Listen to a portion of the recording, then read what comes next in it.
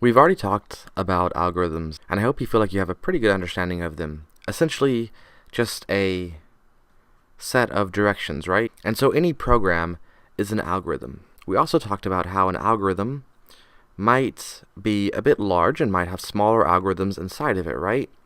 And we break down these larger algorithms into smaller chunks of instructions, and we call this process decomposition, where we break it down into smaller bits. Depending on what you're programming, like in the About Python example that we made, you might have times where you have something that you want to happen more than once.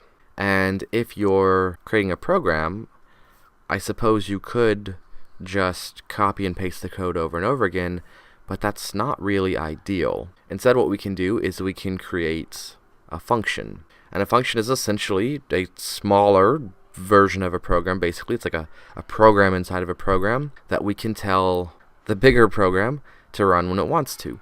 So in the algorithm video, I talked a bit about how, like, if you're writing your name, each individual letter is sort of a little mini algorithm inside of the bigger algorithm.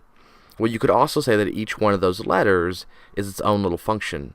So writing a W could be a function, and writing an E could be a function, and writing a B could be a function, and you string all those together to create the algorithm to write my username. Now, another potential use is if we look at the About Python program that I had been working on earlier. In there, we only have one check to see if a user wants to learn about part of Python, right? And so if they put down their input 1, 2, 3, or 4, it'll run that, sure, but when that's done, the program ends. Now, I could copy and paste that set of instructions again afterwards, and so it could ask them again, but what if they're not interested in doing it again?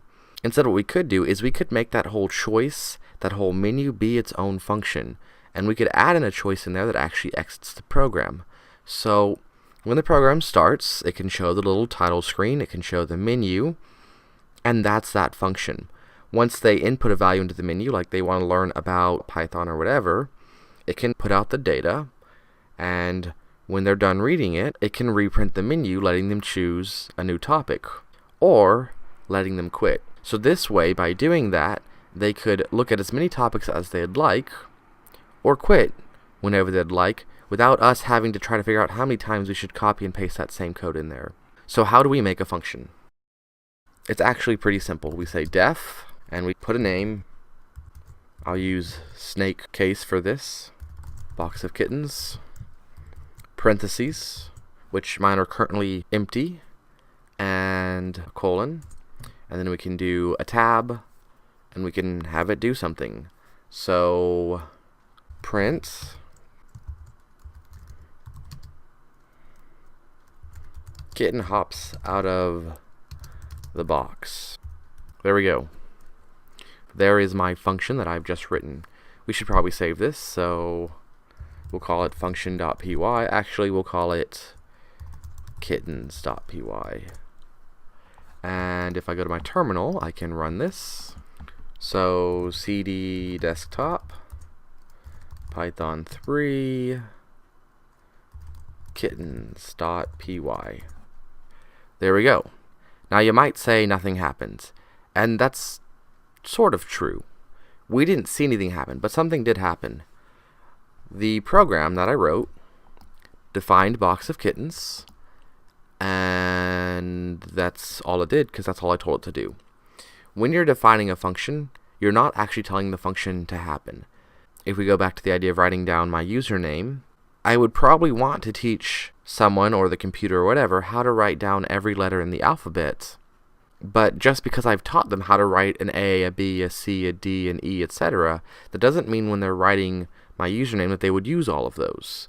So you would define all of them, you would teach them all of the letters, but they would only use the ones that they actually need when they're writing. So they would know how to write a Z, but they wouldn't use it. We've taught the computer what box of kitten means, but we didn't actually use it. So to use it, we just type in the name of the function that we want to call, box of kittens, and that's it. So now I can save this, Command S, and I can rerun this, and a kitten hops out of the box. There we go.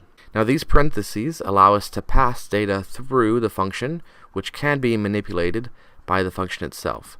So instead of saying kitten hops out of the box, we could say kittens hop out of the box. And instead of it just being a static string, we could have this be number, comma, and this could be number. And now what's going to happen is whatever I put inside of these parentheses is going to be, let's make this a little bit wider. Whatever I put inside of these parentheses is basically going to be like branded or titled whatever the equivalent thing is inside of the parentheses here when I defined it. So if I put a 3 in here, the number is going to become 3 for this function, and it will go here where I've called it inside of the function itself. So if I save this and I run it, 3 kittens hop out of the box. If I change this to 5 and save it and run it again, 5 kittens hop out of the box. And if I change it to a 1 and save it, 1 kittens hop out of the box. So keep in mind this is just a string. Python doesn't know that this is bad grammar. It's my fault as the programmer. But you get the idea. Whatever I put in here is going to be what passes through. Now if I don't put anything at all, when it's expecting something, you can see there's a little bit of an issue there because it is missing the argument for number. So there you go. So that's a really simple explanation of a function and showing a really simple definition of a function. And of course there's more that we can do with this, and there's more that we will do with this as we continue.